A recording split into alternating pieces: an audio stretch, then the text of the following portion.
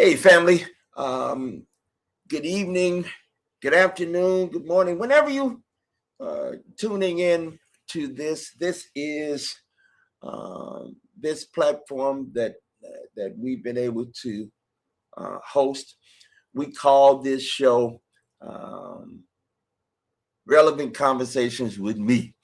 I'm Bishop John Selders. I'm your host, and glad to talk about things that I think are important as it relates to who we are and whose we are, to talk faith and action, to talk social justice, and to be in conversations with, by and large, folk that are my friends, my colleagues, and tonight is no different.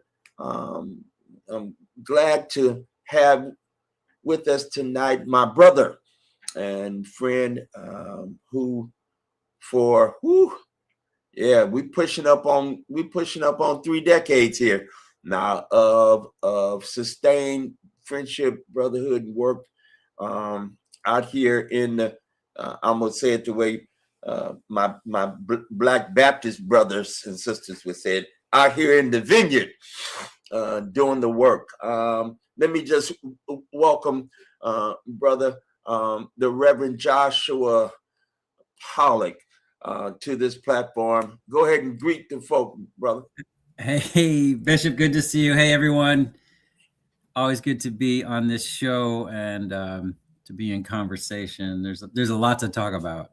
Absolutely, absolutely. Listen, it's game on, right? In such in many different ways and on many different um, uh, venues and spaces. I think what is compelling me in particular to be in um, I mean, almost daily conversation with faith leaders, pastors, and other folk who care about what's happening with folk vis-a-vis. And when I say that, I'm really speaking of folk that are actually living life on the ground day for day, right? Mm-hmm. That there is um, much needed leadership, and continuing of calling for what is right, what is honest, what is ethical, what is moral, um, what's fair. um, there's quite a bit out there going on. We have the justice activists and activism front that's happening out in the Midwest with our sisters and brothers, our siblings of faith and conscience, in Minneapolis. That you and I both know folk who are providing leadership there. And then as we turn our attention to what's happening in other places and spaces, um, we have a good friends and brothers who are and sisters who are in places like Los Angeles, where they had their version of some of this. Oh, yeah. And then Memphis, Tennessee, Chicago. Chicago. We had a sister on, Sister Waltrina, on last week to talk about the work that's happening in Chicago. And then of course we have to, if we're all out there in the world. I love Christian scripture that says that the work begins in Jerusalem, right? um, uh, uh, uh, Go ye therefore into all the world and baptizing them in the name, and all of that. But it starts where we were, where it starts at home first. So we got to talk about Connecticut and talk about what it is that we're engaged in here. So why don't we start there? You've been involved in several things on multiple fronts. So why don't you kind of paint the picture as broad as you can, and then we can dip into some of this and take some deeper dives. Sure. So I think I'm not even sure where to start. Immigration, I think, is the issue of the day I think it's the concern, particularly after watching what happened in Minneapolis. Although obviously there was Chicago, there was Washington D.C., Memphis, Los Angeles, but Minneapolis was so visible, and the resistance was so well organized and so visible.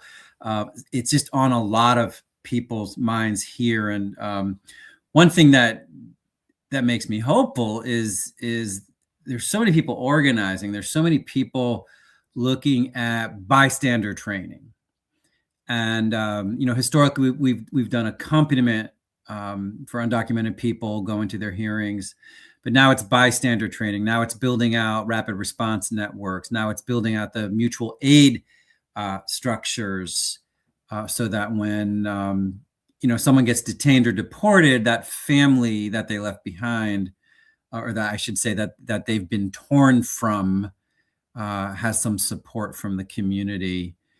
And it's good to see people in different parts of the state talking to each other. And one thing that's been important to me, as you know, is making sure clergy, at least the clergy in my networks, and a lot of these folks are white suburban clergy who historically have not paid that close attention, but it's making sure clergy are having ways to show up and be visible, and making the faith-based moral argument that what's happening, the way they're doing immigration enforcement is wrong. It's cruel. It's heartless. It's evil. And so I have an interest in seeing the clergy taking a public stand. And don't we have a interesting position as faithful folk and as faith leaders? Most of our holy books and our holy traditions, right? When I say that, the teachings and the acknowledgments of those things that we consider that inform us, have the visitor, the foreigner, the stranger at the center. And there are often stories of how do we provide hospitality. The great sin of ancient Judeo-Christian traditions is the sin of inhospitality. Right. As we might purport, there are other great sins. In being inhospitable is like key. And so I find it just bizarre that we have a strain of well, let me just say white Christian nationalism, that somehow, the foreigner, the stranger, the immigrant should be cast out, right? That they're, I just find that just as bizarre as I can get. And I hear some of our siblings, faith siblings, regurgitating a line that's contradictory to what I think what we've signed on to do. What it says in the actual text. Yeah, what are you talking about? So this has been just I'm trying to be nice about it. It's been a strange, weird time to be doing what it is that we do, and to find that we are relegated to the margins of this conversation. What in the world? And not leading. We're seemingly in the background, right, of conversations where we have, quite honestly, at least one legitimate voice, to be crying. And so to be crying out and speaking out and repping, if we tell any of our big stories in the let me start with the Christian tradition. The Christmas narrative is about no place in the inn, with Mary, Joseph, and Jesus. baby Jesus being born in a manger. I mean, being on the run from government, having to go south of the border. Okay. It makes no sense. It for me makes no sense. As and as I think about it, then when it comes to then moving on things, finding ways to find our lane, right? We are anticipating here in the Northeast what has descended on others in LA, Chicago, Memphis, Minneapolis. There's word about the coming surge. There was as some of you may know, there was the threat from this current regime that said if you get involved, in doing things, ICE related and other things, that then it might not go so well for you as decisions are made in Washington D.C. Toward places like New York State and Connecticut, New Jersey, these Massachusetts, these blue states, right? Because clearly we are the only people that are doing things the wrong way. It's where we have these perceived blue states with Democratic leadership at the helm of it. So there's all of that that's operating in the background of what I think is driving much of the policy conversation and much of the actual movement that's afoot. This kind of white supremacist, white nationalist, propagandized, white Christian, but kind of anti-Christian because I can't find the Christ in it. Anyway, there's so much of this that I have some opinions about, and certainly if pushed, not hardly any, I'll talk about it.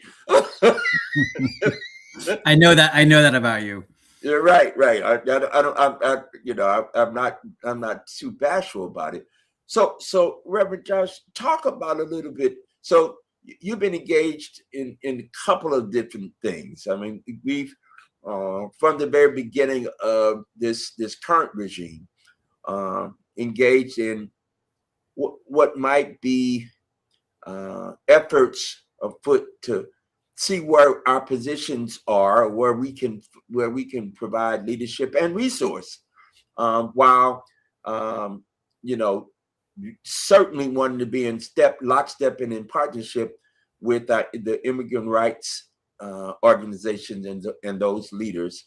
I have always said out loud, let's not forget that while the focus was initially, allegedly, the push of those who were coming into the United States illegally, right?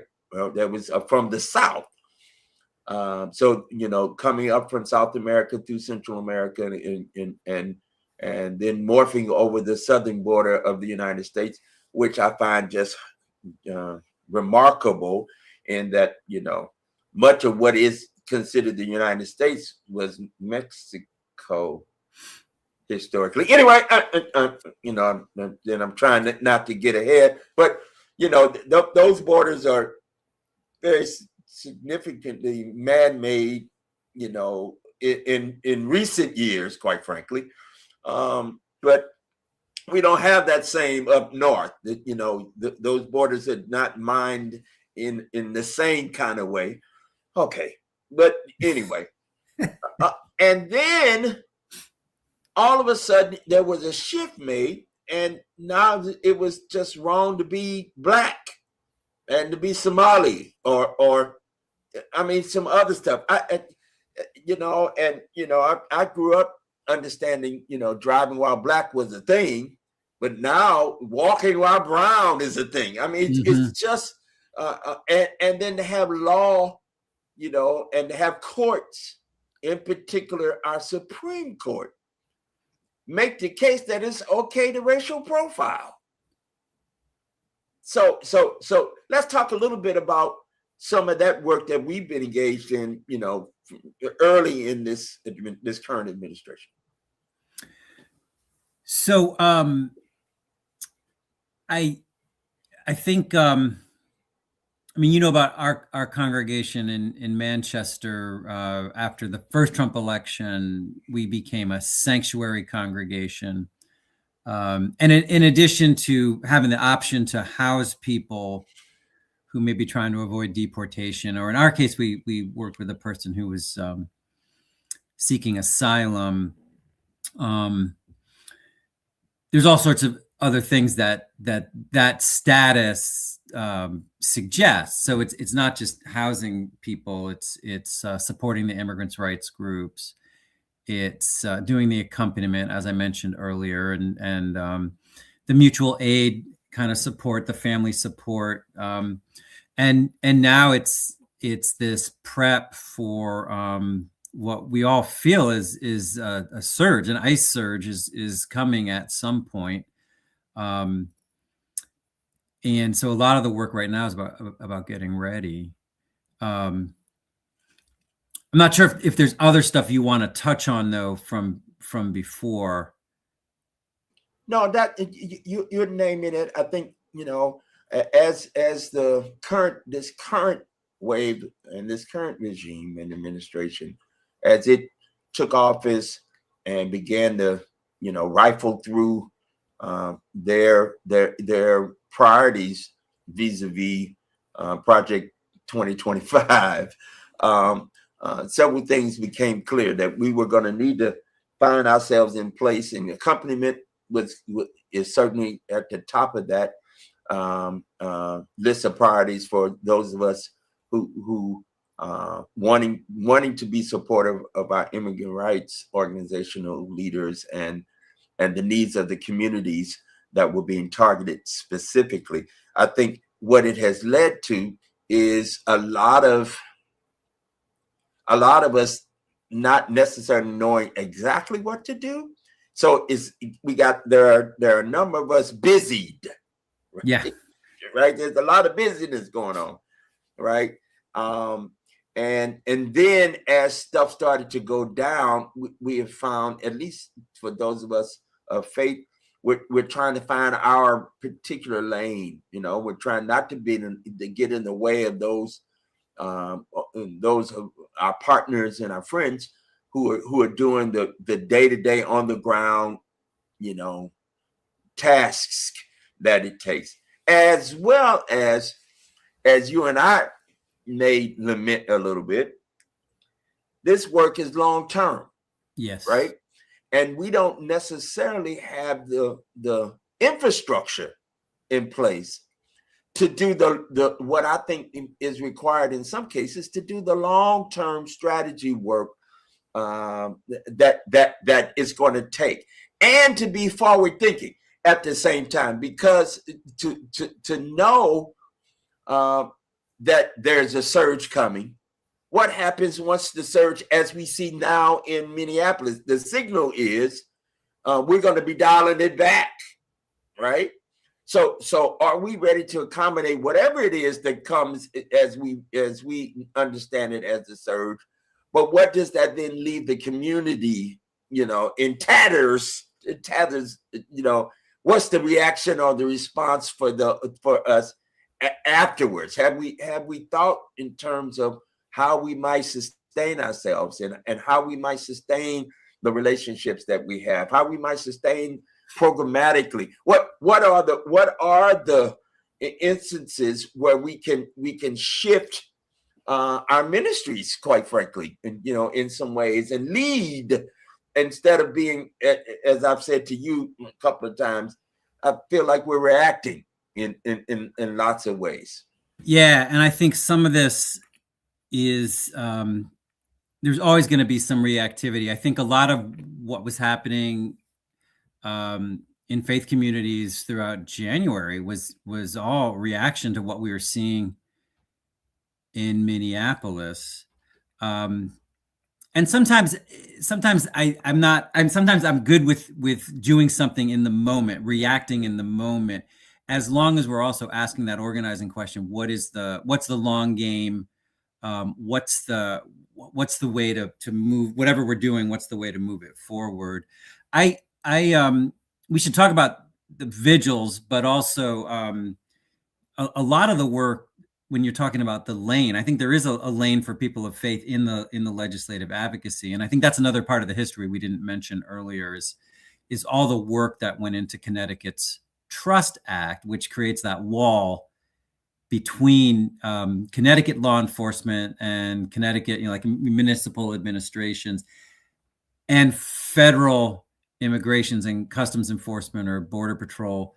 There is a wall in Connecticut. It's one of the reasons I think the Trump administration looks at Connecticut as a sanctuary state. But it's actually our law enforcement are not supposed to cooperate with ICE, like in terms of turning people over to them that they may want.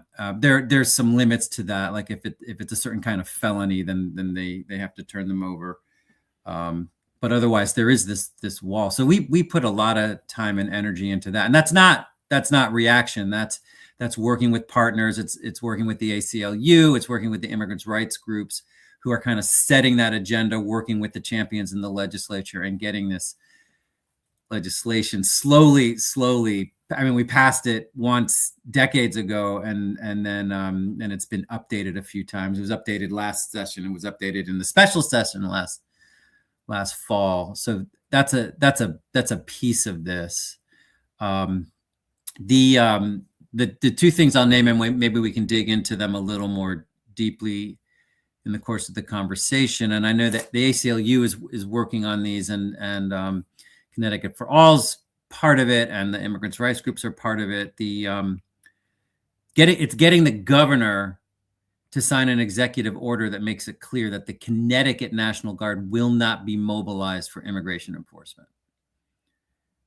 That seems to me to be very important, and there's some nuances to that, but that's something that we're hoping to see in the coming months. And then there's also, I believe there's going to be a bill on automatic license plate readers. Most police departments have automatic license plate readers, and usually they use them to look for stolen vehicles. But it turns out that data gets shared with agencies, private companies that are outside of Connecticut, and then it gets shared with ICE. And now you haven't committed a crime, but your license plate gets read, and you're an immigrant or an undocumented person, or someone who's in that immigration process, and that process of that broken system. And now you get pulled over, and now you get detained, and it's because some company in another state saw you and then made it clear that you were detainable. So again, automatic license plates readers will not be used for immigration enforcement in Connecticut. That's what that bill would do. So, and I think there's a place for people of faith to be working on that kind of thing. That comes down to who are our neighbors, protecting our neighbors, and making sure that this federal overreach is not happening to our neighbors, because when it is, then all the communities start becoming less safe. People stop going to work. Kids stay home from school. People stop seeking health care. The litany. All that stuff starts happening. And that's already occurring, right? So yeah. So what has already begun to occur, there's a role that we as faith leaders and our faith communities can step in and really provide much needed support, And actually, Right. we should make the point. I mean, the way we've been framing it is we want to be ready for an ICE surge, but ICE is operating Mm-hmm. in Connecticut, and the data I'm seeing would suggest there's been about 900 detentions Mm-hmm.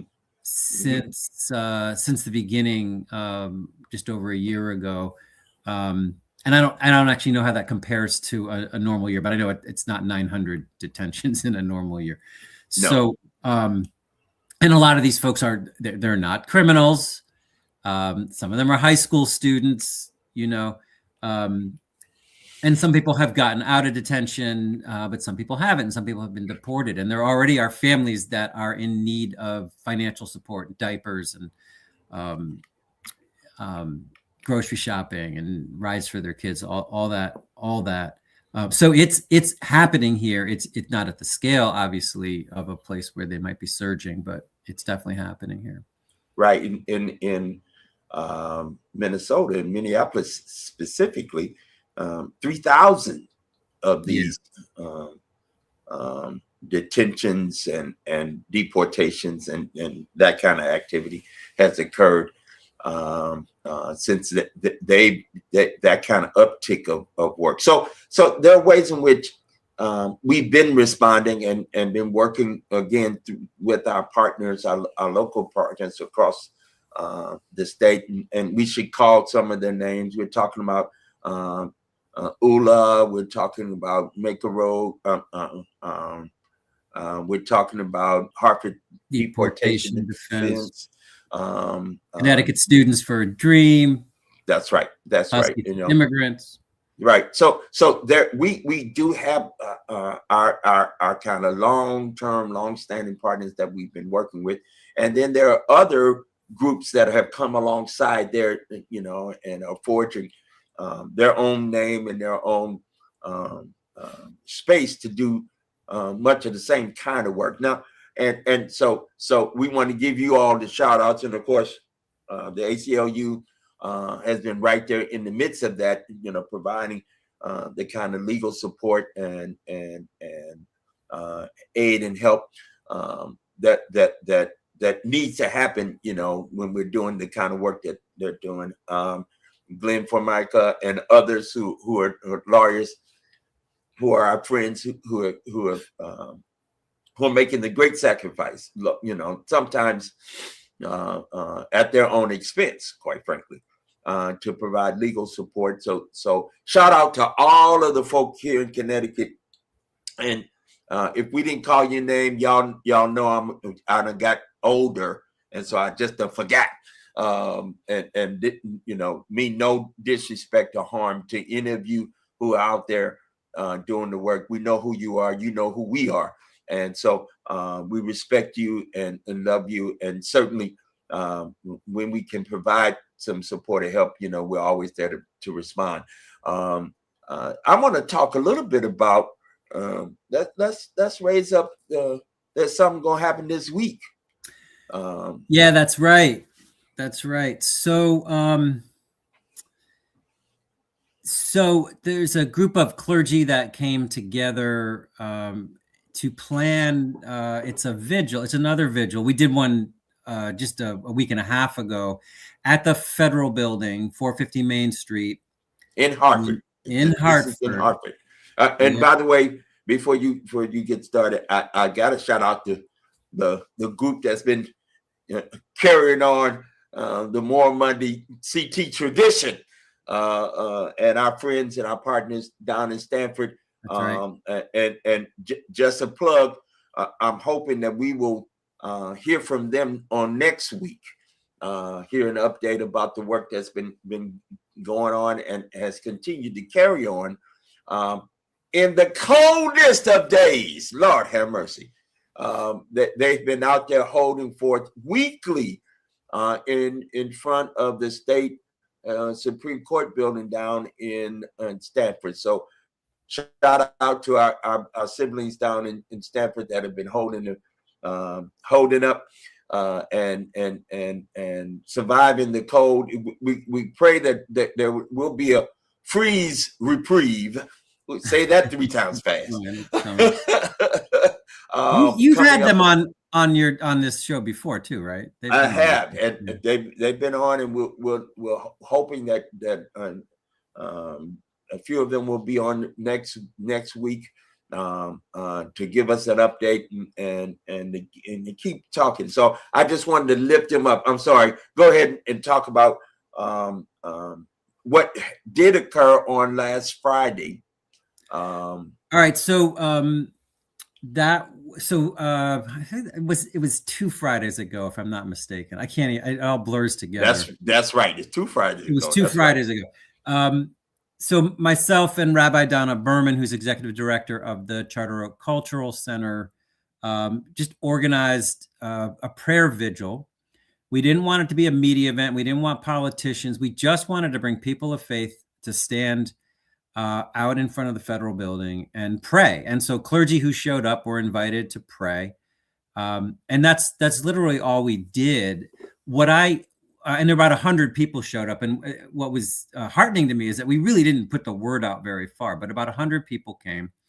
And I look at that as kind of a rehearsal, as practicing, as getting ready for that eventual ICE surge, or as figuring out ways to just be present and public and vocal about our disappointment with what's happening, about our disgust with what's happening, but using this spiritual resource of prayer to ground ourselves and again to make ourselves ready. I love what they're doing in Stanford. They're doing it every Monday at noon. I would love to see us do it on a regular vigil in Hartford. And it would be great if we could inspire some folks to start doing it regularly in New Haven and New London and Willimantic and Waterbury and Danbury, Bridgeport. I think it would be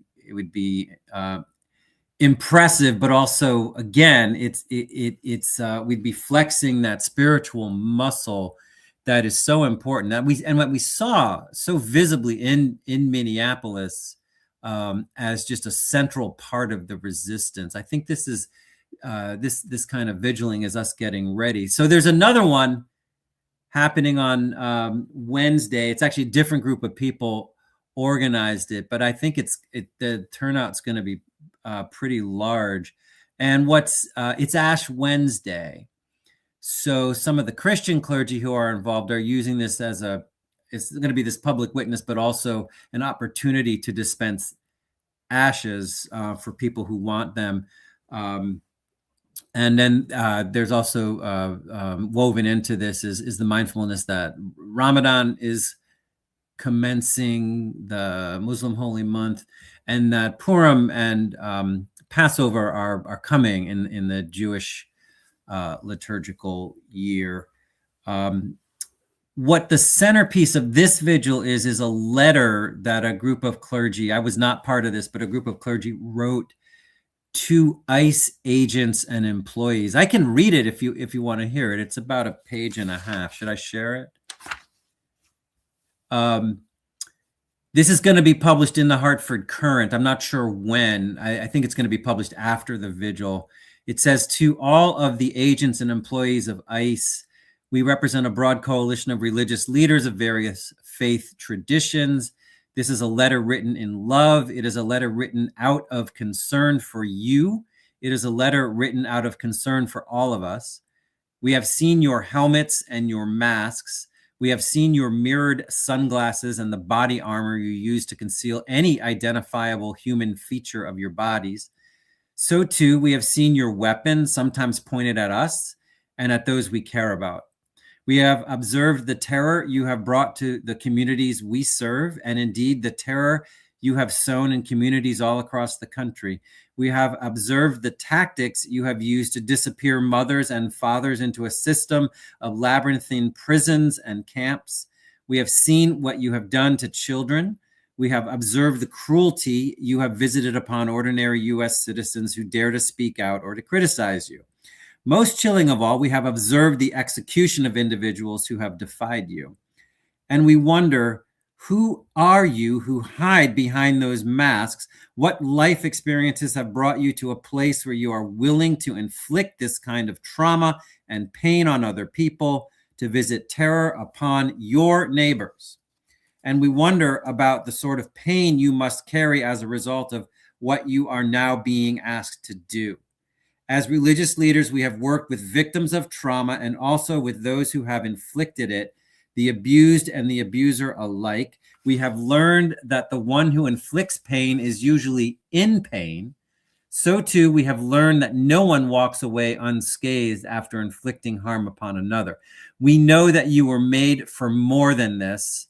Your lives are worth far more than the degradation to which you now submit. We are now entering a season of repentance and renewal among several religious traditions. This week, Muslims begin fasting for Ramadan. Christians are marking Ash Wednesday and the beginning of Lent, walking a sacred path to Easter. And for Jews, today is the beginning of the month of Adar, during which Purim takes place, celebrating the overturning of evil decrees. And soon Passover will be here, festival of freedom. Each of these religious traditions urges its adherents to reflect on where they are headed, to return to God, to each other, to their best selves. And they all affirm the need and the opportunity for all human beings to correct course and amend our ways, knowing that we all can fall short of the dignity and humanity that we have been granted.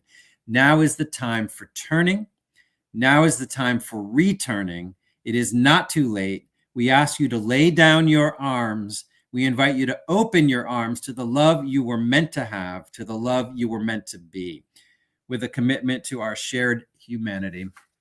And then so far there are, I believe there's something like 130 or 140 signatures so far from like 50 or 60 towns around Connecticut. They're all faith leaders. But that list, that I know the invites haven't gone out far enough yet. There's a lot of people who should have signed who are not on that list yet. So. Thank you, Reverend Josh, for reading it. For me, the letter in part is entitled "An Interfaith Witness," and what has been very intriguing for me as we lift it up and as we continue to support the group that's been doing the work that we've just mentioned down in Stanford. I think it is important in a faithful way to bear witness, right? And for me, bearing witness has embedded in it, in the idea of bearing witness, has a deeply embodied and action-oriented face to it. It is for me. How do we witness, or to witness is a kind of thing we experience, right? It's a thing that both has a body to it, so it's embodied, but also has a spirit to it. It's if I can make up a word, I don't know if this is a word, it's ensouled, right? It has something to do with what is seen and experienced visually, physically, but it is also something that is known and felt in the heart. It has some conscious to it. It has there's something that's character making and character shaping. To bear witness for me is both, an activity of remembering and remembering, right? But also there's something that's anticipating, word and deed, right? It's giving and receiving. So it's all of that kind of together, and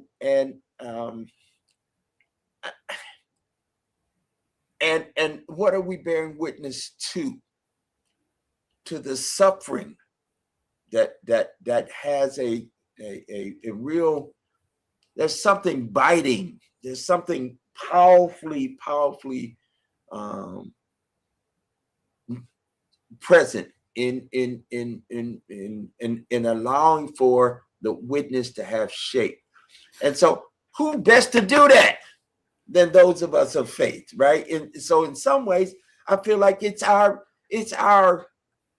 duty, and This is the lane you were talking about. yeah, this Yeah. is right where we ought to be, and to have this lane occupied, not led by those of us of faith, feels strange to me. So what's your reaction or reflection about that?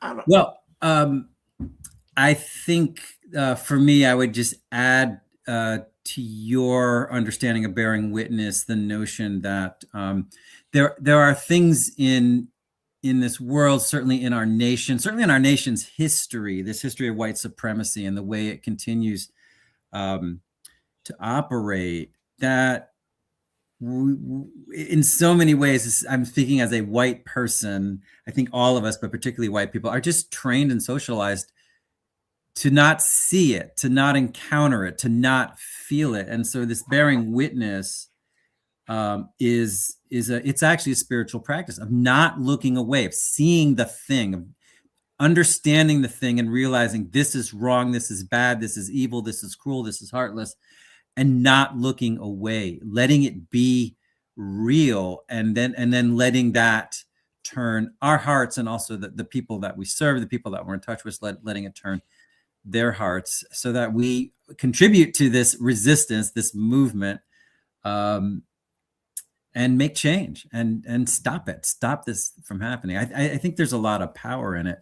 I also think it takes different forms, and I know there are people, we watched in Minneapolis a lot of our sibling clergy taking a rest at the airport, and so there are people who are starting to ask that question. I know at the Greater Heart Interfaith Action Alliance, they're beginning to wonder about what does civil disobedience look like in this era, and that this is to me another form of bearing witness, and it's one that obviously ramps up the stakes. The risk becomes much greater. So those are my initial thoughts. Sure, and of course, we've led here in Connecticut in this idea of what does it mean to put our bodies on the line. What does it mean to stand in the space of, right? What does bearing in our bodies the marks of our Lord Jesus in a Christian context? But I would say that in other faith traditions, this notion, this idea of what is understood in a spirit way, that our faith is only in part when it doesn't also add to it the works that are real, not just ideals that are with fragments, but also that has something to do with the fragility and the fallenness of who we are, right? And that says this is who I. So for example, there's a Negro spiritual that says, before I'll be a slave again, I'll be buried in my grave and go home. All freedom is the name of that spiritual. And I feel like in that's not just I feel. It's I've asked, are we really ready to take up our cross? If we're talking about the season of Lent for the Christian, it's understood in part for us to reflect and to recommit ourselves to the journey of the cross, which means, in fact, there's death there. Ooh, I'm starting to preach. Okay. Mm-hmm. So I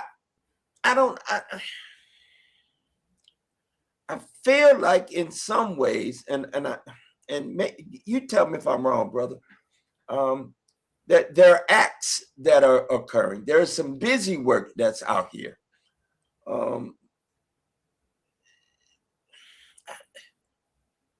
Where are we though? What where's the real of it? And I think some of our siblings are beginning to struggle with what this actually means, right? That there is a lived risk, and there's a this is fun for the season kind of risk. And I'm really not trying to throw shade. I honor every single person who, in whatever way that they can, begin to step into what's scary, to step into what can't be pre-planned. And you and I have, as much as anybody in the last 10, 12 years have taken some of those risks in ways that I think have honored who we are and the people we are called to serve, right? And yet, I also I asked the question: where is the bearing witness, the faithfulness of bearing witness? How does that help to change and do real change work at the end of the day? And where does that live out? I think it's a great question. And I don't have the answer. But I'm aware that at all levels of the kinds of actions we're talking about, a certain amount of it is just performative. And I want to go and I'll take pictures and I want to put it on Facebook, and because I want people to know, and there's something genuine and real about that. But then I'm also thinking, it's also performative. Like I want people to see this thing. I want some cred, right? And I don't know how to escape that. But I also know, I think to me, the thing that makes it real is when we do, if it's a vigil, or if it's the legislative advocacy, or if it's the accompaniment or the mutual aid, are you building genuine relationships with the people that you're encountering? Number one. And are you organizing? Are you leaving some structure or moving towards some structure that will hold, that will sustain, that will endure when the going gets tough, when the surge comes, or when the breadwinner is detained, or when the police shoot someone, or do you have that structure in place? And I think if at least for me, if I'm walking through the world, moving through the world, doing the things that I do, and coming out of the encounters with one-on-ones with people, and building that structure, then it does feel real, and it's measurable. That's actually measurable. And when the going gets tough, when all hell breaks loose, there's no relationship, no structure that is 100% reliable. You just don't know what's going to happen. Like we don't know the difference. We know what it means to get arrested by the Hartford police. We're not sure what it means to get arrested or detained by ICE, right? We don't know. We need to do some research there too. And listen, I told people many a time, there's something very different when we're talking about local charges, or the potential for local charges, and the potential for federal charges, right? I've had the occasion to get arrested in Washington, D.C. And who handles those are the Metro Police, the Metro D.C. Police, along with the Capitol Police. And in most instances, you're charged by the city of Washington, D.C. So those are local charges. My DC charge was a local charge. Local charge, right? So there's a way that's handled.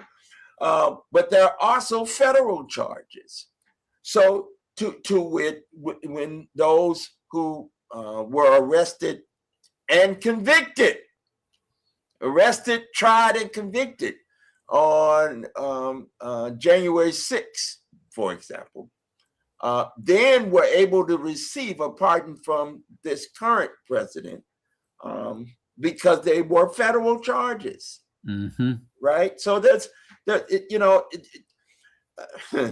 All I know is I used to visit people at the Danbury Women's Prison who had been arrested at the School of the Americas, and for what I can tell, what we did in Hartford was what's much more disruptive than what they did at the School of the Americas. But they were in prison for 6 months or a year, and we were doing community service. So that's exactly, there is a difference, and I'll tell you, we had a colleague who were colleagues that were involved in those School of America actions back in the 90s, in particular, who did have time. They did time. They did federal time there. So it is, and of course, it's my concern when people start to do things and take those kinds of risks and respond in ways that we actually do that consciously,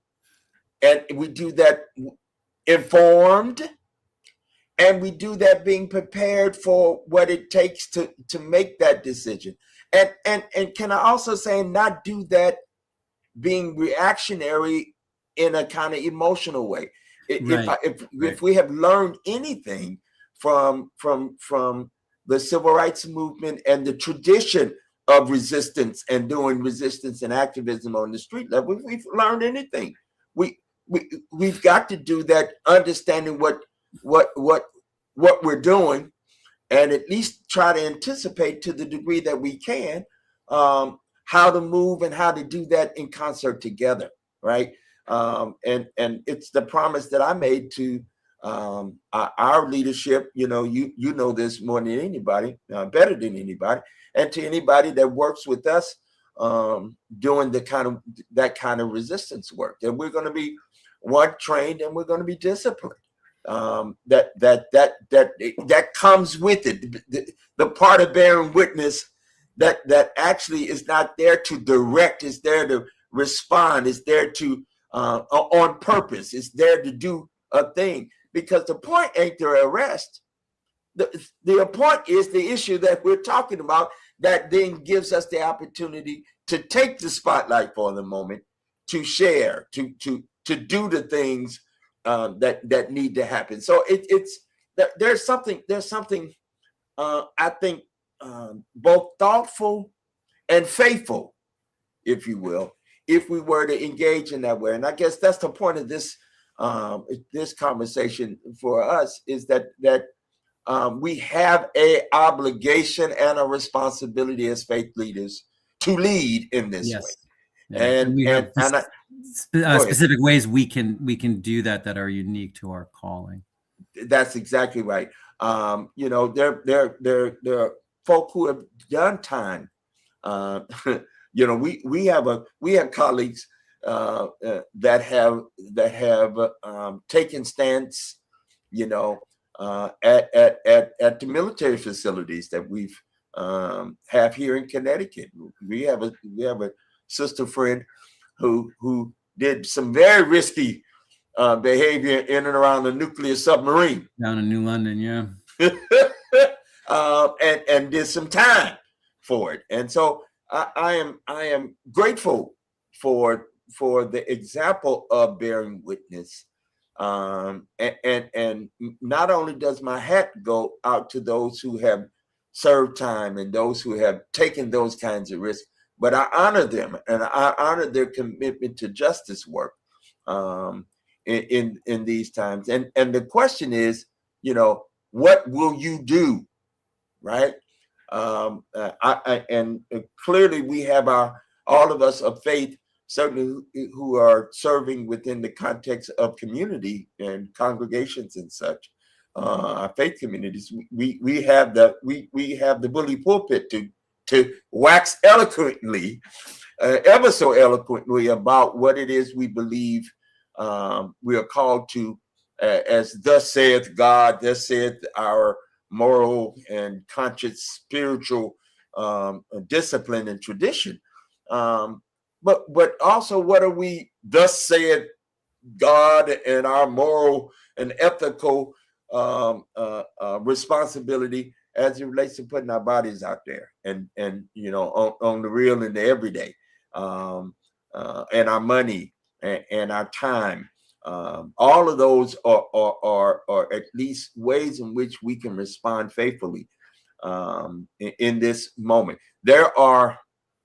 This is an unprecedented time for us. Right? This is an opportunity for us to be bold and and live out bearing witness in the works that we've done. Dr. King, in his one of his more famous sermons, Drum Major for Justice, he quotes the song, "If I can help somebody as I travel along, if I can cheer somebody with the word and song, if I could, show somebody who's traveling wrong, the right way, then my living will not be in vain." And I'm grateful, quite frankly, for you, because as we began this work, I'm in the midst. The threat is I'm going to write a book about moral money, and what I won't ever forget that I'll tell and retell. We were in the room down at Center Church there I think you told me about the meeting. And then our sister, who was the minister at Center Church at that time, invited us, and we were in a conversation in that room in the church house. Was it Damaris at that point? It was Reverend Whitaker, and you were just back. You and Pamela were just back from Ferguson. That's right. That's right. We had called a meeting because we wanted to plan a meeting with Hartford Police, and you guys said no. We've done that, and look where it's gotten us. It's time to do it differently. Yeah, that was sort of the beginning of Moral Monday CT. It was the very beginning of it, and that led to ultimately that Monday, that first Monday in June, where we shut Hartford down. Yeah. Right. And really began to make a difference in within the context of this current, that was, and Reverend Josh, that was 10 years ago. That's right. That was over 10 years ago. So for us, that's I guess for me, this opportunity is the right time to ask the question in faithful ways. How will we respond? What are the faithful ways to act and respond now, and not just do that willy-nilly, not just do that in a kind of reactionary mode, but let's be proactive. And what I'm stressing in this moment, while there are opportunities and ways in which we must respond, there are also ways, if we're going to be faithful, and it's necessary for me right now to be faithful, then we also got to be proactive. We got to do some strategy work. Those of us who have the mind, the will, the heart, the experience, are to be in closed session, if you will. Yeah, you're right. Right, and having some fairly high level conversations, and high level. And what I mean by that is some real conversations with what are we willing to do, and as true organizers, how many you gonna bring along with you, right? So that we are power. If we're gonna be 5, 10, let's be a powerful 15, right? And I have one picture that in many ways reflects for me the power of our witness. When the Hartford 17 became the Hartford 17, at one point there's a picture from up above.